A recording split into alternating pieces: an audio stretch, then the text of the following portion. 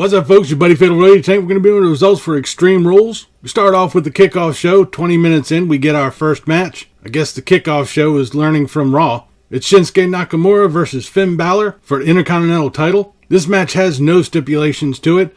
This was actually a really good match. I liked it. Almost reminiscent of the SmackDown match a couple of days ago. Both Balor and Nakamura had a ton of offense. Balor missed a coup de grace, allowing Nakamura to hit the Kinshasa, get the pin, and is now the new Intercontinental Champion. We then have Tony Nese versus Drew Gulak for the Cruiserweight title. This is another no stipulation match. Gulak goes in immediately on Nese. Tony Nese tries to mount an offense, but Drew Gulak always has his number. After a flurry of counters, Gulak hit the Cyclone Crash to retain. This is a good match. I liked it. Honestly, both of these matches deserve to be on the main card and not relegated to the kickoff show. As we start the main card, we have a build-up for the mixed tag match. Hey, did you happen to know that Seth Rollins and Becky Lynch are in a relationship? We start off with Shane McMahon and Drew McIntyre versus Roman Reigns and The Undertaker, also known as the Graveyard Dogs. Reigns and Taker make short work of Shane McMahon. McIntyre tags in and squares up immediately with Undertaker. And oh boy, these two really fucking take it to each other. Shane gets involved and Undertaker chases him halfway up the ramp. Undertaker tries to set up a powerbomb on Shane onto one of the tables, and Elias comes in and hits him in the back with a guitar.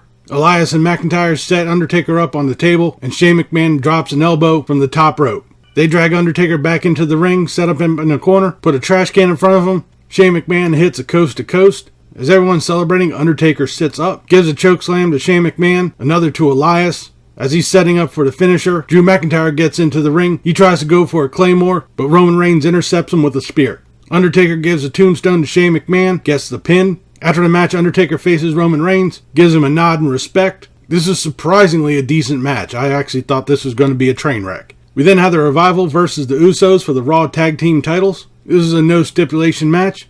This is okay. The Revival dominated most of the match. Scott Dawson and Jey Uso did a nasty drop from the top rope. After an intense bit of offense and a flurry of near falls, the Revival hit the Shatter Machine on Jimmy Uso to retain their titles. We then have Cesaro versus Aleister Black. No stipulations. Right off the bat, both of them try to put each other away. Cesaro taunts Black with a sit down.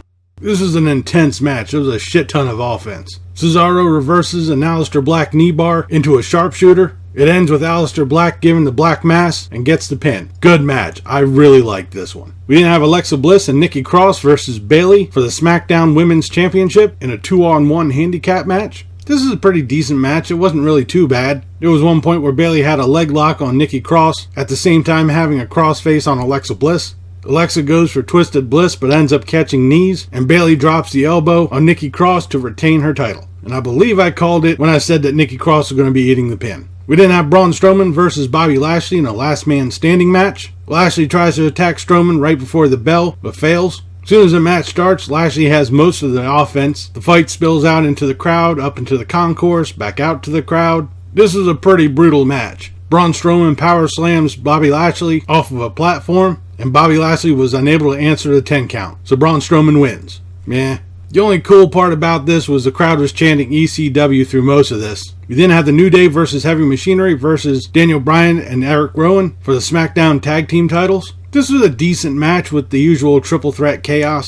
Otis almost did a suicide dive but stopped short. Big E powerbombed Heavy Machinery off the second rope. Daniel Bryan was doing his yes kicks on Big E. He starts hulking up and damn near takes off Bryan's head with a clothesline. Xavier Woods and Big E hit the Midnight Hour on Daniel Bryan for the pin and are now the new SmackDown Tag Team Champion. We then have Paul Heyman coming out. He talks up Philadelphia and how he's the father of Extreme and says that Brock Lesnar will be cashing in tonight. We'll have to see if that actually happens. We then have Ricochet versus AJ Styles for the United States Championship. AJ comes out flanked by the Club. Before the bell rings, Gallows and Anderson attack Ricochet. As soon as the match starts, it got good. This was a nice match. I liked it. There was a lot of action from AJ and Ricochet. There was a little bit of interference from Gallows and Anderson. AJ hits the Styles Clash from the second rope and is now the new United States Champion. We then have Kevin Owens versus Dolph Ziggler. If you blinked, you missed it. Owens hit a stunner, got the pin. He gets on the microphone and runs down Shane McMahon. So I'm pretty much going to be guessing that's going to be the next feud.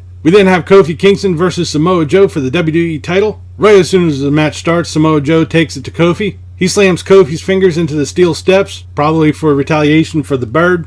He continues to beat down, but Kofi keeps getting back up. At one point, they cut it off in the feed, but he did give him the bird again. Kingston hit the Trouble in Paradise, gets the pin to retain his title. This was a good match. I was actually thinking it was going to be a lot better, but it was decent. I liked it. And no sign of Brock Lesnar. Shocker. We then come to our main event, Lacey Evans and Baron Corbin versus Seth Rollins and Becky Lynch in a winners take all Extreme Rules match. Hey, did you know that Becky Lynch and Seth Rollins are in a relationship? Bruh. In the other parts of the match, Evans tries to get up close and personal with Seth Rollins, but ends up eating a kendo stick from Becky Lynch. Sticks, chairs, and tables are all over the place. What, no ladders? Rollins and Lynch set up Corbin and Evans onto some tables, get up onto the top rope, and do a leg drop and a frog splash onto Evans and Corbin respectively. Baron Corbin does the end of days on Becky Lynch, which is surprising because that's not supposed to happen. Anyway, Seth Rollins goes apeshit on Corbin, beating the hell out of him with a stick and chairs, and gives him 3 curb stomps to get the pin, and Lynch and Rollins retain their titles. But wait! Brock Lesnar finally shows up to cash in. What? He gets in the ring, gives Rollins 2 German suplexes, Paul Heyman gives the official the briefcase, and we have our match. Lesnar hits the F5, pins him, and is now the new Universal Champion.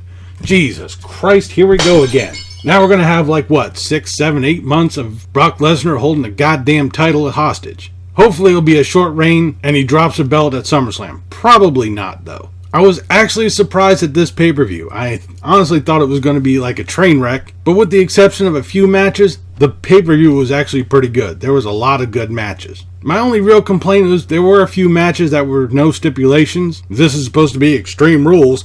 Aren't we supposed to have some type of, stipulation to these matches? Instead of just having, just regular matches? Anyways, good pay-per-view. We'll have to see what goes down on Raw and SmackDown for the Fallout. But that'll do it for the results for Extreme Rules. Leave a comment down below what you thought of the pay-per-view, what you thought about this video. If you liked it, please give me a thumbs up. Don't forget to share and subscribe. I've been Fatalroadie. You've been awesome. Thank you very much for watching. And remember, if it's too loud, you're too old. See ya.